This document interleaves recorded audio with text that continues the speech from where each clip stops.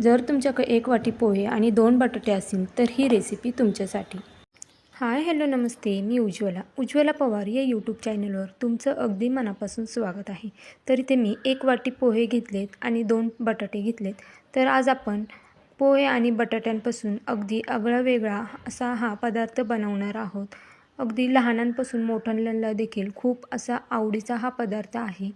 तर एकदा नक्कीच ट्राय करा आणि बनवल्यावरती हा थंड झाला तरीसुद्धा हा खूप छान लागतो. चवीला तितकाच छान लागतो जितका गरम असताना लागतो आणि अगदी सॉफ्ट असा हा बनून तयार होतो. आता हे पोहे मी मिक्सरला बारीक वाटून घेणार आहे. तर हे पोहे मी जे आपण पोह्यांसाठी वापरतो ते पोहे घेतले आहेत पातळ. आता याला आपण बारीक वाटून घ्यायचं आहे. तर पाहू शकता मी मिक्सरला पोहे छान असे बारीक वाटून घेतले आहेत. आता आपण हे साईडला ठेवून घेऊया. आणि इथे मी 2 बटाटे उकडून घेतले होते. आता याची आपण साल काढून घेऊया. चॅनलवर नवीन असाल तर प्लीज एक लाईक, एक सबस्क्राईब नक्कीच करा. नवीन यूट्यूबरसाठी तुमचं एक लाईक, एक सबस्क्राईब खरंच खूप लाख मोलाचं असतं.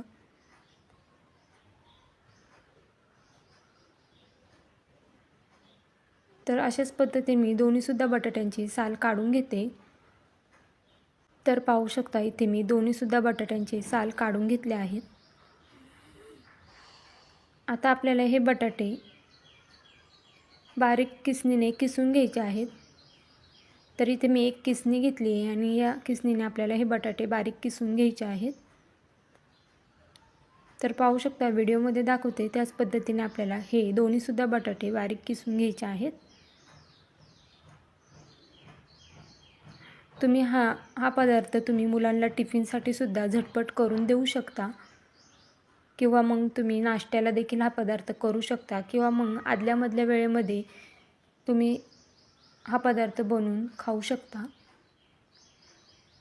तर पाहू शकता इथे मी दोन्हीसुद्धा बटाटे किसून घेते.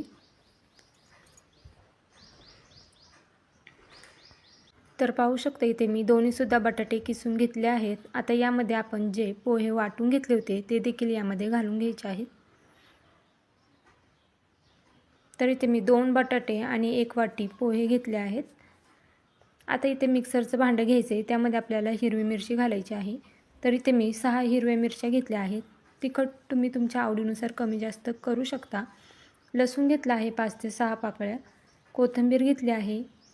1 छोटा चमचा जिरं घालायचं आहे आणि 1 छोटा चमचा आपल्याला यामध्ये ओवा घालायचा आहे. आता हे आपण मिक्सरला बारीक करून घेऊया. तर पाहू शकता इथे मी सर्व हे मिक्सरला बारीक करून घेतलं आहे. आता आपले जे हे बटाटे आणि पोहे घेतलेत त्यामध्ये आपल्याला हे सर्व घालून घ्यायचं आहे.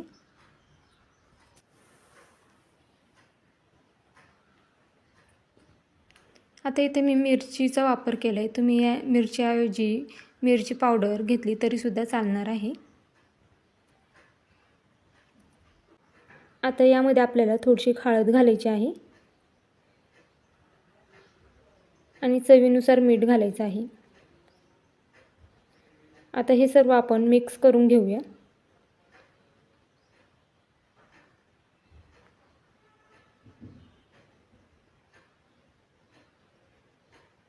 तर आता इथे मी हे सर्व हाताने छान असं मिक्स करून घेते. चमच्यापेक्षा आपण हे हाताने मिक्स केलं तर ते व्यवस्थित मिक्स होतं. आणि यामध्ये आपल्याला एक्स्ट्राचं पाणी घालायचं नाही आहे. जे आपण बटाटे उकडून घेतले आहेत त्यामध्येच आपलं हे बॅटर छान असं मळून होणार आहे. तर पाहू शकता असं हाताच्या साहाय्याने हे छान असं एकजीव करून घ्यायचं आहे आपल्याला.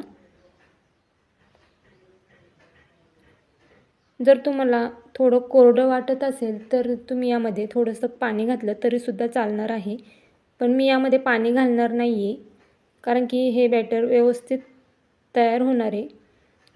2 बटाट्यांमध्ये हे व्यवस्थित तयार होणार आहे. ह्याचा आपल्याला एक गोळा तयार करून घ्यायचा आहे. आता याला बँडिंग येण्यासाठी यामध्ये आपण 2 चमचे गव्हाचं पीठ घालणार आहोत.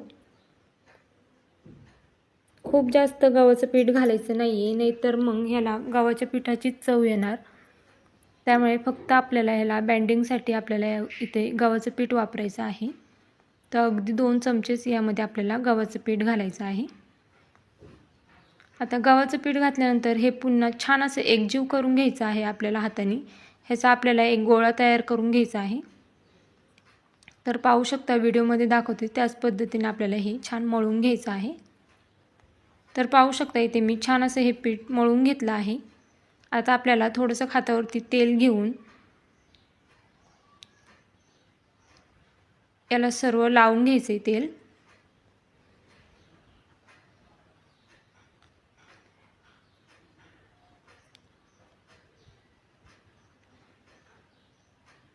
तर आता मी छान असं याला संपूर्ण तेल लावून घेतले. आता यावरती झाकण ठेवून आपण हे 5 मिनटं भिजत ठेवणार आहोत, म्हणजे छान असं फुललं जातं पीठ. तर पाहू शकता एक 5 मिनटं मी हे छान असं भिजत ठेवलं होतं झाकण ठेवून. तर छान असं पीठ फुललं आहे आपलं आणि मऊ देखील झालं आहे. आता इथे मी एक पोळपाट घेतले आणि त्याच्यावरती आपल्याला एक प्लॅस्टिकचा कागद घ्यायचा आहे आणि त्या कागदाला आपल्याला तेल लावून घ्यायचं आहे. म्हणजे जे आपण हे लाटून घेणार आहोत ते चिटकणार नाही यासाठी आपल्याला तेल लावायचं आहे. आणि वरतून जो आपण परत प्लॅस्टिकचा कागद घेणार आहोत त्यालासुद्धा आपल्याला तेल लावून घ्यायचं आहे. तर आता मी दोन्हीसुद्धा कागदाला तेल लावून घेतले. आता याच्यातला आपण छोटासा गोळा तयार करून घेऊ हातावरती. तर या पद्धतीने आपल्याला हा गोळा तयार करून घ्यायचा आहे. तर पाहू शकता या पद्धतीने आपल्याला हा गोळा तयार करायचा आहे. आता या कागदावरती आपण हे ठेवूया आणि यावरती आपण दुसरा कागद ठेवून घेऊया. ज्या साईडने आपण तेल लावलं आहे ते साईड ठेवून घ्यायची याच्यावरती आणि लाटण्याने आपण हे लाटून घ्यायचं आहे.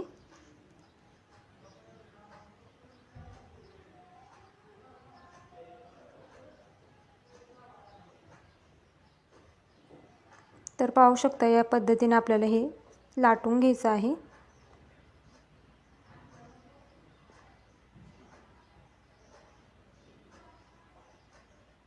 चॅनलवर नवीन असेल तर प्लीज एक लाईक एक सबस्क्राईब नक्कीच करा. नवीन यूट्यूबरसाठी तुमचं एक लाईक एक सबस्क्राईब खरंच खूप लाख मोलाचं असतं.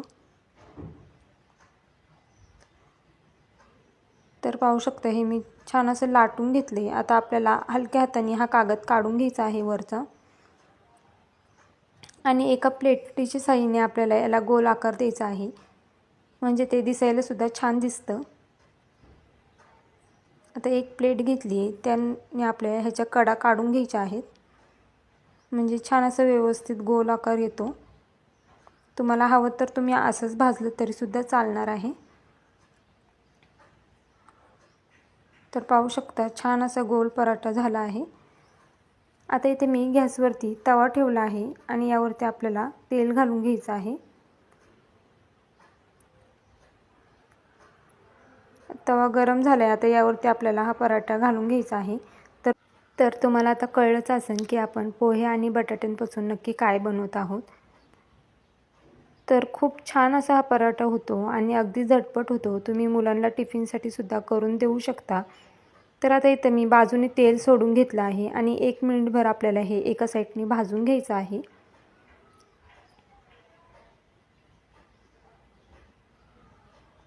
तर पाहू शकता 1 मिनिट झाला आहे. आता ह्याला आपण हलक्या हाताने ह्याच्या कडा मोकळ्या करून घ्यायच्या आहेत अगोदर आणि मग हलक्या हाताने ह्याला आपण पलटी करून घ्यायचं आहे. यामध्ये आपण बटाटा घातला आहे त्यामुळे हे तुटू शकतं, त्यामुळे अगदी हलक्या हाताने आपल्याला हे पलटी करून घ्यायचं आहे. आणि पुन्हा याच्या बाजूने आपल्याला तेल सोडायचं आहे आणि दुसऱ्यासुद्धा बाजूने आपल्याला हे 1 मिनिटभर भाजून घ्यायचं आहे. तर पाहू शकता मी दुसऱ्यासुद्धा साईडने हे 1 मिनिटभर भाजून घेतलं आहे. तर दोन्हीसुद्धा साईडने छान असं भाजून झालं आहे.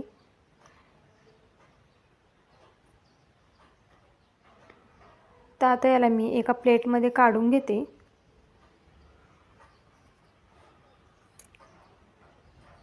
तर पाहू शकता छान असा कलर देखील आला आहे. आता याला आपण एका प्लेटमध्ये काढून घेऊया आणि याच पद्धतीने मी दुसरासुद्धा पराठा लाटून घेतला आहे. आता तो देखील मी तुम्हाला भाजून दाखवते. तर इथे तव्यावरती आपल्याला थोडंसं तेल टाकायचं आहे, जेणेकरून पराठा खाली चिटकणार नाही. आता यावरती हा पराठा आपल्याला अलगद टाकायचा आहे आणि याच्या साईडने देखील आपल्याला तेल सोडायचं आहे.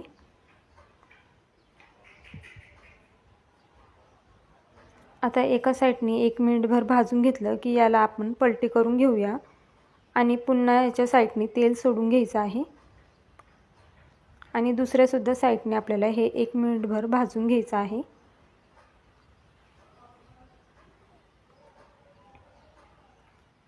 तर पाहू शकता आपण दोन्हीसुद्धा साईडने छान असा हा पराठा खरपूस भाजून घेतला आहे।